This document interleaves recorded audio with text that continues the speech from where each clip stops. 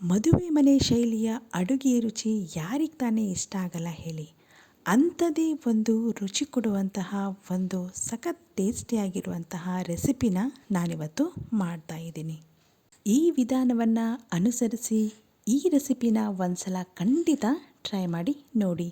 ಎಲ್ಲರಿಗೂ ನಮಸ್ಕಾರ, welcome to ಪೋವಿಸ್ vlogs. ಇವತ್ತು ನಾನು ಮಾಡ್ತಾ ಇರುವಂಥ ರೆಸಿಪಿ ತೊಂಡೆಕಾಯಿ ಕರಿ ಅಥವಾ ಐವಿ ಗೋಟ್ ಕರಿ. ಈ ಕರಿಯನ್ನು ಮಾಡೋದಕ್ಕೆ ನಾನಿಲ್ಲಿ 200 ಗ್ರಾಮ್ನಷ್ಟು ತೊಂಡೆಕಾಯಿಯನ್ನು ಚೆನ್ನಾಗಿ ತೊಳೆದು ಈ ರೀತಿಯಾಗಿ ವೃತ್ತಾಕಾರದಲ್ಲಿ ಕಟ್ ಮಾಡಿ ತಗೊಂಡಿದ್ದೀನಿ. ನೀವಿಲ್ಲಿ ಉದ್ದವಾಗಿಯೂ ಕೂಡ ಕಟ್ ಮಾಡಿಕೊಂಡು ತಗೋಬಹುದು. ನಂತರ ಇದಕ್ಕೆ ಸ್ವಲ್ಪ ಉಪ್ಪನ್ನು ಬೆರೆಸಿ ಹಾಗೆ ಸ್ವಲ್ಪ ನೀರನ್ನು ಬೆರೆಸಿ ಹೈ ಫ್ಲೇಮಲ್ಲಿ 1 ವಿಷಲ್ನ ಕೂಗಿಸ್ಕೋಬೇಕಾಗತ್ತೆ. ಇವು ತುಂಬ ಮೆತ್ತಗಾಗೋದು ಬೇಡ, ಸ್ವಲ್ಪ ಬೆಂದರೆ ಸಾಕಾಗುತ್ತೆ. ಹಾಗಾಗಿ 1 ವಿಷಲ್ನ ಕೂಗಿಸ್ಕೊಳ್ಳಿ. ಇವಾಗ 1 ವಿಷಲ್ ಆಗಿದೆ. ಇವಾಗ ಇದನ್ನು ಚೆಕ್ ಮಾಡಬೇಕು. ಇದನ್ನು ಮುಟ್ಟಿ ನೋಡಿದಾಗ ಈ ರೀತಿಯಾಗಿ ಸ್ವಲ್ಪ ಮೆತ್ತಗಾಗಿದ್ದರೆ ಸಾಕಾಗುತ್ತೆ. ಇವಾಗ ಒಂದು ಫ್ರೈಯಿಂಗ್ ಪ್ಯಾನ್ಗೆ ಅರ್ಧ ಟೇಬಲ್ ಸ್ಪೂನಷ್ಟು ಸಾಸಿವೆ, ಅರ್ಧ ಟೇಬಲ್ ಸ್ಪೂನಷ್ಟು ಜೀರಿಗೆ, ಹಾಗೆಯೇ 10 ರಿಂದ 12 ಒಣಗಿದ ಕೆಂಪು ಮೆಣಸಿನಕಾಯಿ ಮತ್ತು ಸ್ವಲ್ಪ ಕರಿಬೇವಿನ ಎಲೆ, ಹಾಗೆಯೇ 2 ಟೇಬಲ್ ಸ್ಪೂನಷ್ಟು ಕಡಲೆ ಬೀಜವನ್ನು ಸೇರಿಸಿಕೊಂಡು ಸಣ್ಣ ಉರಿಯಲ್ಲಿ ಇವನ್ನು ನಿಧಾನವಾಗಿ ಡ್ರೈ ರೋಸ್ಟ್ ಮಾಡ್ಕೋಬೇಕು. ಇದು ಈ ರೀತಿಯಾಗಿ ಡ್ರೈ ರೋಸ್ಟ್ ಆದಮೇಲೆ ಸ್ವಲ್ಪ ತಣ್ಣಗಾಗೋದಕ್ಕೆ ಬಿಡಬೇಕು. ನಂತರ ಇದನ್ನು ಒಂದು ಮಿಕ್ಸರ್ ಜಾರ್ಗೆ ಹಾಕ್ಕೊಂಡು ನಂತರ ಇದಕ್ಕೆ 4 ಟೇಬಲ್ ಸ್ಪೂನಷ್ಟು ಹಸಿ ಕೊಬ್ಬರಿಯನ್ನು ಸೇರಿಸ್ಕೊಂಡು ಇದನ್ನು ನುಣ್ಣಗೆ ಪುಡಿ ಮಾಡ್ಕೋಬೇಕು. ಇದಕ್ಕೆ ಯಾವುದೇ ರೀತಿಯಲ್ಲಿ ನೀರನ್ನು ಸೇರಿಸುವ ಅಗತ್ಯ ಇಲ್ಲ. ಇದು ಈ ರೀತಿಯಾಗಿ ನುಣ್ಣಗೆ ಪುಡಿ ಆದಮೇಲೆ ಇದನ್ನು ಒಂದು ಬೌಲ್ಗೆ ಹಾಕಿ ಎತ್ತಿಟ್ಕೊಳ್ಳೋಣ. ಈ ಮಸಾಲೆ ಪುಡಿ ತುಂಬಾ ರುಚಿಯಾಗಿರುತ್ತೆ. ಈ ಮಸಾಲೆ ಪುಡಿಯನ್ನು ನೀವು ಬೇರೆ ಯಾವುದೇ ರೀತಿಯ ಕರಿಯನ್ನು ಮಾಡೋದಕ್ಕೂ ಕೂಡ ಉಪಯೋಗಿಸ್ಕೋಬಹುದು. ನಂತರ ಇದೇ ಮಿಕ್ಸರ್ ಜಾರ್ಗೆ 2 ದೊಡ್ಡ ಟೊಮ್ಯಾಟೊವನ್ನು ಈ ರೀತಿಯಾಗಿ ಕಟ್ ಮಾಡಿ ಸೇರಿಸ್ಕೊಂಡು ಅದನ್ನು ಕೂಡ ನುಣ್ಣಗೆ ರುಬ್ಬಿ ಟೊಮ್ಯಾಟೊ ಪ್ಯೂರಿಯನ್ನು ಮಾಡ್ಕೋಬೇಕು. ಇವಾಗ ಒಂದು ಫ್ರೈಯಿಂಗ್ ಪ್ಯಾನ್ಗೆ 3 ರಿಂದ 4 ಟೇಬಲ್ ಸ್ಪೂನಷ್ಟು ಎಣ್ಣೆಯನ್ನು ಹಾಕಿ ಅದಕ್ಕೆ 1/4 ಟೇಬಲ್ ಸ್ಪೂನಷ್ಟು ಸಾಸಿವೆ ಹಾಗೆಯೇ 1/4 ಟೇಬಲ್ ಸ್ಪೂನಷ್ಟು ಜೀರಿಗೆಯನ್ನು ಸೇರಿಸಿಕೊಂಡು ಇವೆರಡು ಸ್ವಲ್ಪ ಸಿಡಿದ ಮೇಲೆ ಇದಕ್ಕೆ ಒಂದು ದೊಡ್ಡ ಈರುಳ್ಳಿಯನ್ನು ಚಿಕ್ಕದಾಗಿ ಕತ್ತರಿಸಿ ಸೇರಿಸ್ಕೋಬೇಕಾಗತ್ತೆ. ಈರುಳ್ಳಿಯನ್ನು ಚೆನ್ನಾಗಿ ಫ್ರೈ ಮಾಡಿ ಈರುಳ್ಳಿಯ ಬಣ್ಣ ಸ್ವಲ್ಪ ಬದಲಾಗಿ ಅದು ಟ್ರಾನ್ಸ್ಪರೆಂಟ್ ಆದಮೇಲೆ ನಾವು ಈ ಮೊದಲೇ ಮಾಡಿಟ್ಟುಕೊಂಡಂತಹ ಟೊಮ್ಯಾಟೊ ಪ್ಯೂರಿಯನ್ನು ಸೇರಿಸ್ಕೊಂಡು ಅದನ್ನು ಕೂಡ ಚೆನ್ನಾಗಿ ಕೈಯಾಡಿಸ್ಕೋಬೇಕು.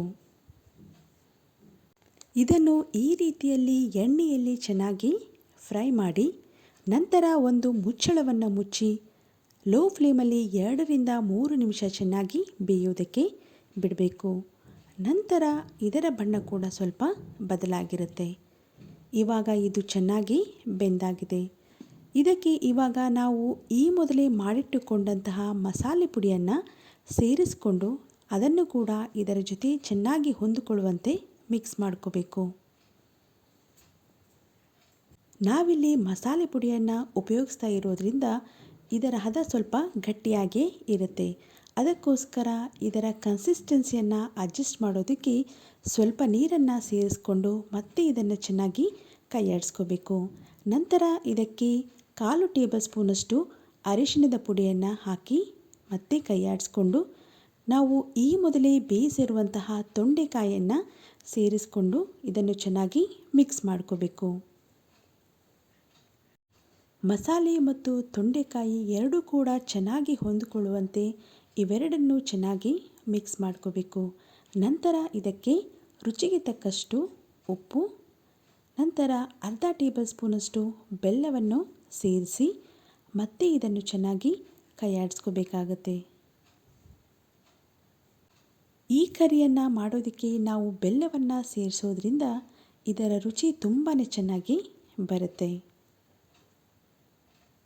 ತೊಂಡೆಕಾಯಿಯನ್ನು ಸೇರಿಸಿದ ಮೇಲೂ ನಿಮಗೆ ಇದರ ಹದ ಗಟ್ಟಿ ಅಂತ ಅನಿಸಿದರೆ ನೀವು ಇನ್ನೂ ಸ್ವಲ್ಪ ನೀರನ್ನು ಸೇರಿಸ್ಕೊಂಡು ಇದರ ಕನ್ಸಿಸ್ಟೆನ್ಸಿಯನ್ನು ಅಡ್ಜಸ್ಟ್ ಮಾಡ್ಕೋಬೇಕು. ಈ ರೀತಿಯಾಗಿ ಬೇಕಾದಷ್ಟು ನೀರನ್ನು ಸೇರಿಸಿದ ಮೇಲೆ ಒಂದು ಮುಚ್ಚಳವನ್ನು ಮುಚ್ಚಿ ಸಿಮ್ಮಲ್ಲಿ ಇದನ್ನು 5 ನಿಮಿಷಗಳವರೆಗೆ ಚೆನ್ನಾಗಿ ಬೇಯಿಸ್ಕೋಬೇಕಾಗತ್ತೆ. ನೀವಿಲ್ಲಿ ನೋಡ್ತಾ ಇರ್ಬೋದು, 5 ನಿಮಿಷದ ನಂತರ ಇದು ಚೆನ್ನಾಗಿ ಬೆಂದಿದೆ, ಹಾಗೆ ಎಣ್ಣೆಯನ್ನು ಕೂಡ ರಿಲೀಸ್ ಮಾಡಿದೆ. ಕೊನೆಯದಾಗಿ ಇದಕ್ಕೆ ಅರ್ಧ ಟೇಬಲ್ ಸ್ಪೂನಷ್ಟು ಗರಂ ಮಸಾಲ ಹಾಗೆ ಕೊತ್ತಂಬರಿ ಸೊಪ್ಪನ್ನು ಹಾಕಿ ಚೆನ್ನಾಗಿ ಮಿಕ್ಸ್ ಮಾಡ್ಕೊಳ್ಳಿ. ಇವಾಗ ರುಚಿಯಾದಂತಹ ತೊಂಡೆಕಾಯಿ ಕರ್ರಿ ರೆಡಿ. ಇದನ್ನು ಬಿಸಿ ಬಿಸಿಯಾಗಿ ಸರ್ವ್ ಮಾಡಿ. ಈ ರೆಸಿಪಿ ಖಂಡಿತ ನಿಮಗೆ ಇಷ್ಟ ಆಗುತ್ತೆ, ಹಾಗೆ ಮದುವೆ ಮನೆ ಶೈಲಿಯ ಅಡುಗೆಯ ರುಚಿಯನ್ನು ಕೊಡುತ್ತೆ.